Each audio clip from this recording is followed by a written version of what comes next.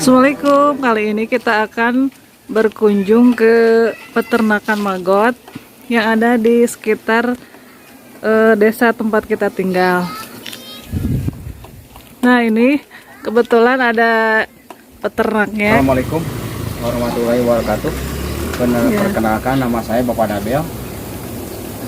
Kali ini saya akan memperlihatkan bagaimana cara pemeliharaan maggot secara siklus dari mulai pemeliharaan sampai pengeluaran ataupun untuk bisa menjadi ajang bisnis ya. Kan? Boleh lihat ke dalam, Pak? Siap, boleh. Selamat pagi.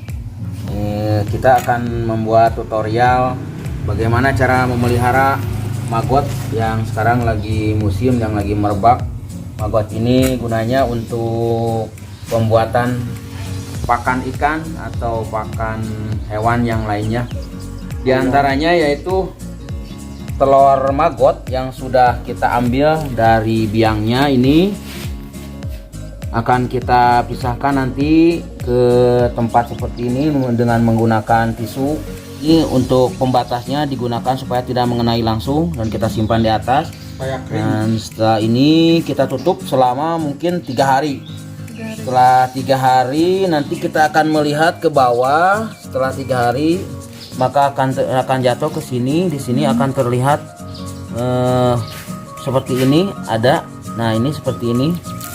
Nah ini akan seperti ini nanti. Setelah seperti ini kita akan pindahkan nanti setelah 4 hari atau 5 hari akan dipindahkan ke pakan yang sebelah ini. Nah, ini jamur, bisa sayuran, bisa juga bekas potongan makanan ataupun buah-buahan yang sudah pada busuk. Dan ini nanti akan cepat berkembang biaknya. Ini udah 5 hari dipindahkan. Ini belatung seperti ini. Yang jelas makanan bekas dari rumah tangga lah, dari dapur bisa di sini. Nah, ini nanti ditutup supaya lebih cepat busuknya, dan ini akan semakin banyak. Nah, ini baru selama kurang lebih 7 hari. 7 hari di sini. Ya, setelah 7 hari nanti kita pindahkan ke sini. Nah, seperti ini. Setelah 7 hari, nah seperti ini. Nah, ini udah pada keluar semuanya. Udah pada keluar. Nah, keluarnya seperti ini. Nanti naik gitu. Nanti naik karena ini dikasih yang miring. Nanti naik dari sini, pada naik nih, ada yang naik nih, yang lagi naik nih. Nanti naik. Nah, di sini akan berkumpul. Nah, yang dijual itu adalah ini yang masih warna putih. Yang seperti ini untuk pakan. Ini untuk pakan lele, untuk pakan ayam, untuk pakan burung, untuk pakan ikan. Ini konstruksi untuk pembuatannya, kita bikin bak seperti ini. Ini ukurannya bebas aja sebenarnya, cuman ini kebetulan tergantung situasi tempat. Ini ukurannya 2 meter kali 3 meter atau 2 meter kali 2,5 meter boleh. Cuman posisi ini kenapa diginikan supaya tidak naik atau pindah. Dan kenapa ini dimiringkan? Ini dimiringkan supaya nanti kalau sudah dia mau berubah menjadi pupa, dia akan naik sendiri ke daerah yang lebih miring. Kalau ini makannya apa? Pakannya sama. Apa aja yang tadi limbah gitu ya? sayuran, buah-buahan, terus kasih kelapa nih. Nah, tuh. Nah, ini masih ada kelapanya, masih dimakan. Ini bisa dipergunakan, namanya kasgot. Oh, ya, kasgot ya. Namanya kasgot. Ini dipergunakan untuk pupuk ya, pupuk organik juga bisa, untuk pupuk tanaman yang udah gede-gede lah. Karena ini mengandung unsur hara yang bagus. Nah, yang disebut dengan maggot BSF itu yang warna putih kecoklatan, dia itu larva dari BSF atau Black Soldier Fly, yang disebut juga dengan lalat tentara hitam. Nah, dia itu hasil dari metamorfosis fase kedua setelah fase telur. Jadi lamanya perkembangbiakan dari bayi larva menjadi larva dewasa itu kurang lebih 18 sampai 21 hari.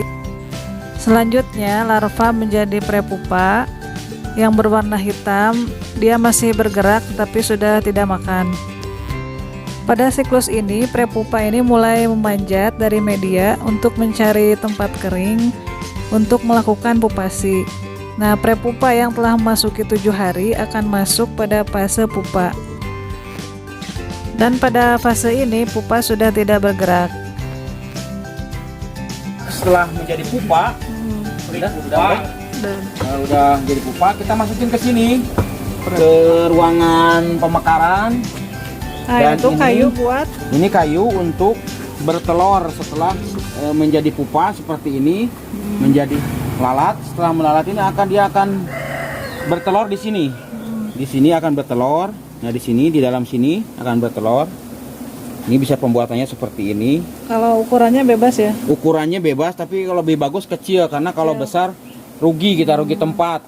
Kalau kecil Ini ini kan sekitar berapa senti? pembuatannya sekitar setengah senti dan ini lebarnya 5 cm, panjangnya bisa 30 cm atau 15 cm.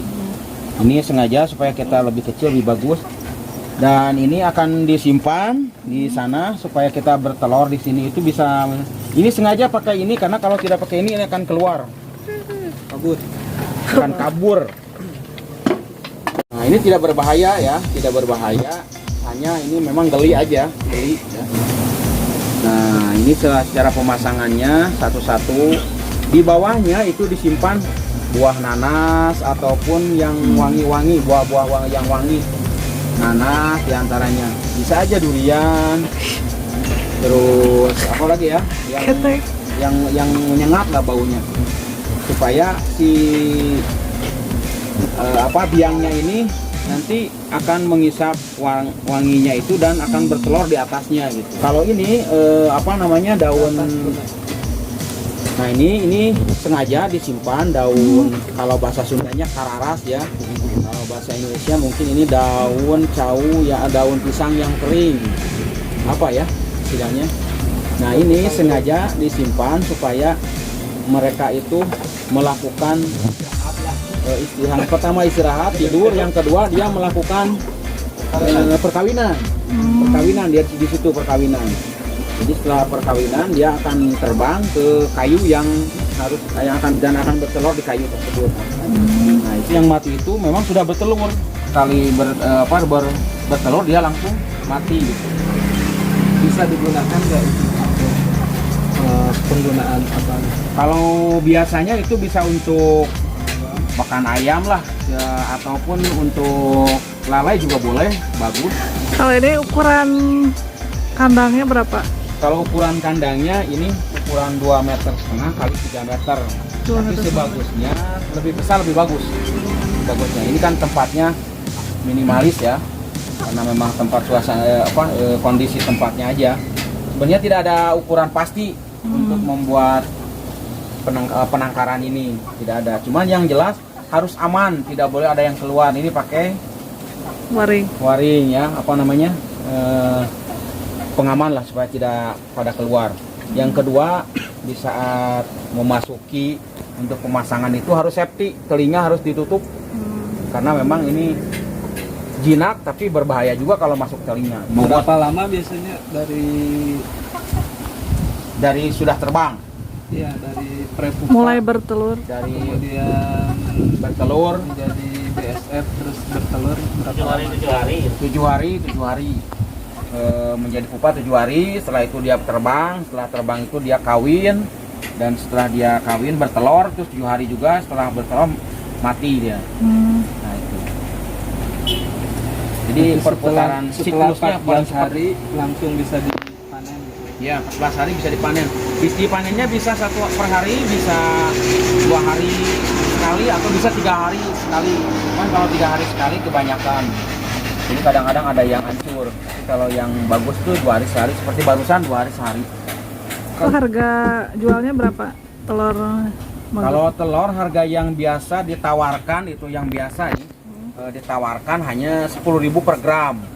10.000 Jadi per kalau gram. kita ada 1 on aja udah 1 juta lah.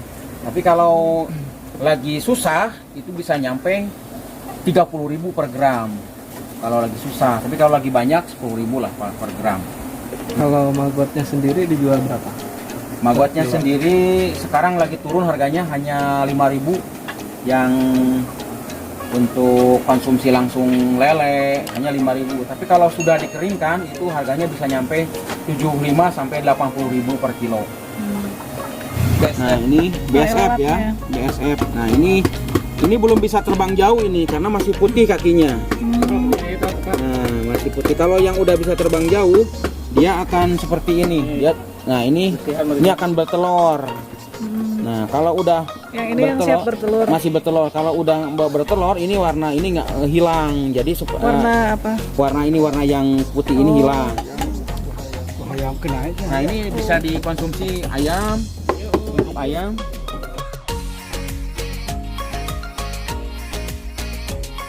Saat panas seperti ini maka harus dikasih air karena dia butuh untuk minum.